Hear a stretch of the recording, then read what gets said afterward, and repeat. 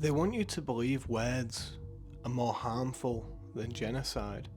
Establishment figures desperate to silence us have combed through hundreds of hours of footage and interviews, extracting a handful of words from months or years ago to manufacture moral hysteria.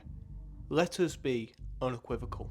We do not and have never supported Hamas or Hezbollah. We condemn all attacks on civilians, always.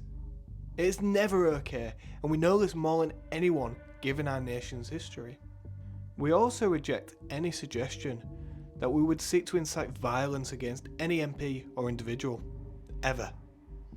An extract of footage, deliberately taken out of all context, is now being exploited and weaponised as if it were a call to action. This distortion is not only absurd, it is a transparent effort to derail the real conversation.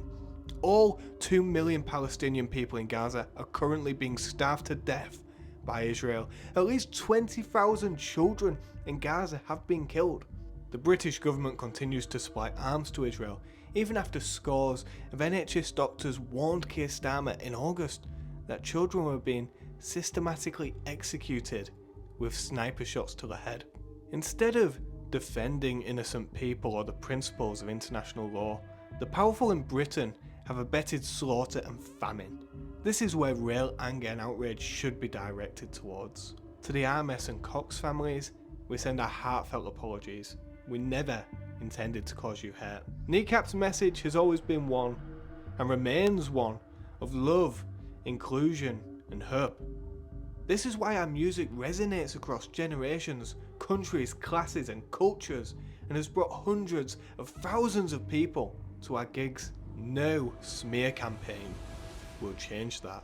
Suddenly, days after calling out the US administration at Coachella to applause and solidarity, there was an avalanche of outrage and condemnation by the political classes of Britain. The real crimes are not in our performances. The real crimes are the silence and complicity of those in power. Shame on them. I certainly think that there are grounds for prosecution. This is a band who I withdrew money for last year. They took the governments to court. In between that time, we changed from Conservative to Labour. Labour gave them the money. I think that's completely wrong. What they did is abhorrent. They should not be glorifying terrorism. They are anti-British, but to actually call for people to kill their local MPs, I think is disgusting, and they should be prosecuted. People are in prison for sending tweets that don't go that far. Is this free speech or hate speech? This is not free speech. You're telling people to go and kill somebody. If that's free speech, then we need to eliminate free speech. That is absolutely ridiculous. They verbatim said to go and kill a person. That is illegal. That is not free speech. That is not art. People have been killed because of their beliefs, and it's not a joke, and it's not something that should just be said lightly. You're Tories. The only good Tory is a dead Tory. Kill your local MP. Welcome to The Fine Print. This is our first video. If you want to see more deep dives like this, subscribe, like the video. It helps more than you know. As you can probably tell, the situation surrounding Kneecap is far from simple. Everyone has an opinion. Everyone wants their say. And nearly everyone's pushing their own agenda, using the band's controversy as a backdrop to score points. Right now, there's an active campaign to silence Kneecap. People are calling for their US visas to be revoked, their shows to be cancelled, and just yesterday, the BBC reported that Kneecap's comments are under investigation by the UK's counter-terrorism police. So how did we get here? Kneecap formed in 2017. 3 friends from Belfast making hip-hop with a twist. They primarily rap in Irish Gaelic, blending it with English.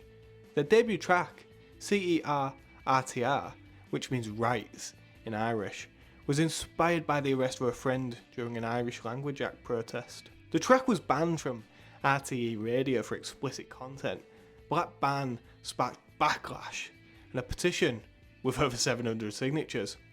From the start, Kneecap made it clear they weren't here to play it safe. Their 2018 album, Free CAG, a reference to the slang term for MDMA, cemented their style. Raw, satirical, and unapologetically political. Their name itself, a nod to the brutal paramilitary practice of kneecapping, hinted at their intent to challenge power and provoke discomfort. They didn't just make music, they made statements. Fast forward to 2024, their second album, Fine Art, dropped alongside a semi-autobiographical film, also called Kneecap, starring Michael Fassbender. It premiered at Sundance, becoming the first ever Irish language film shown at the festival. And it was later selected as Ireland's official entry for 2025 Academy Awards, landing nominations for both Best International Feature and Best Original Song. Now, despite their growing success, Kneecap have remained a lightning rod for political controversy. In 2025, their performances at Coachella drew international attention, not just for their music, but for the bold pro-Palestinian messages displayed during their set. Their anti-Israel statements were deemed too provocative by festival organisers, leading to portions of their performance being removed from the official livestream. The backlash was immediate, with critics accusing the group of crossing the line, while supporters saw it as a necessary act of solidarity. But the controversy doesn't stop there. Around the same time, the UK government blocked a £14,250 arts grant that had been awarded to the band, citing their explicit opposition to the United Kingdom as justification. Kneecap responded by taking legal action and won. Not only did they secure the full grant amount, but they also donated the funds to youth organisations in Northern Ireland, turning a political roadblock into a public gesture of community support. This moment solidified their image as both agitators and activists, artists willing to challenge authority and to back up their words with action. One of the most vocal critics of Kneecap, Sharon Osbourne. In fact, Osbourne's comments added fuel to an already burning fire. She's not only called for the band's performances to be cancelled, but also for their US visas to be revoked entirely. Since then, a broader campaign has emerged, aimed at silencing Kneecap, shutting down their shows, limiting their access to platforms, and framing them as a public threat. As previously mentioned, the BBC reported this week that Kneecap's comments are now under investigation by the UK's counter-terrorism police.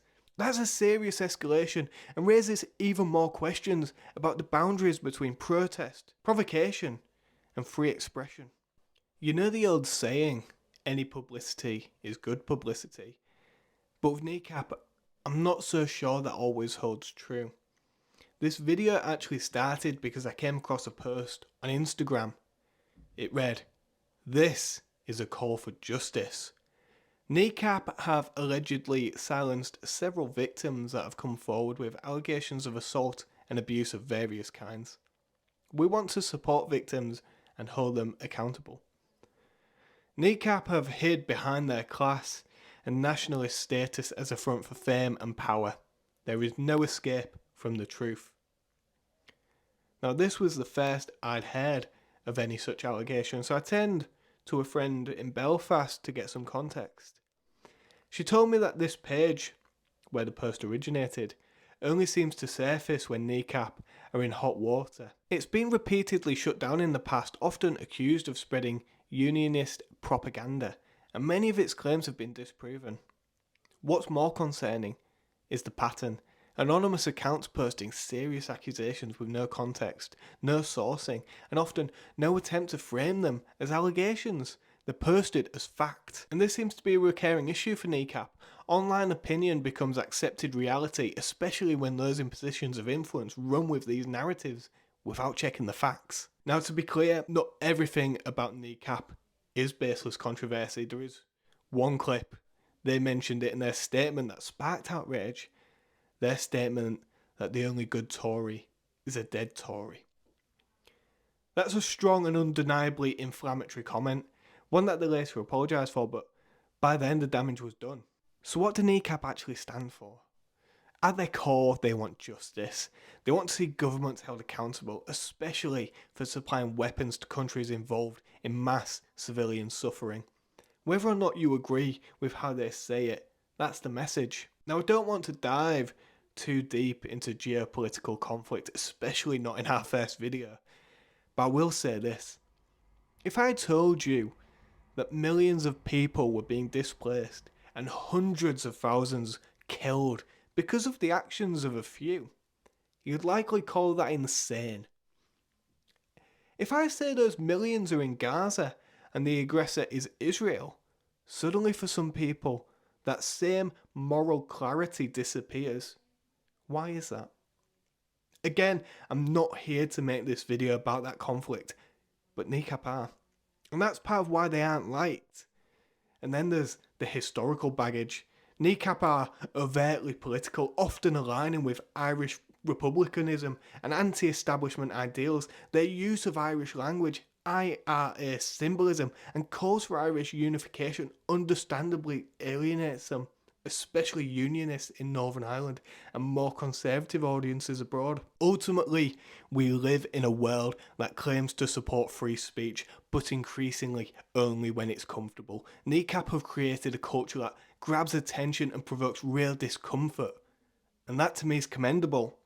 Whether you agree with them or not, they refuse to dilute their message, and that's why powerful people want them silenced. It's not new. It's not new at all. Young, working class people rarely get a seat at the table, and when they do build a following, they're often shut down. I don't support everything they say, especially not comments like the only good Tory's a dead Tory, but their opening line in their statement hit me hard. They want you to believe words are more harmful than genocide. So what do you make of it? Where do you stand on Kneecap? Drop a comment, let me know, and I'll see you next time.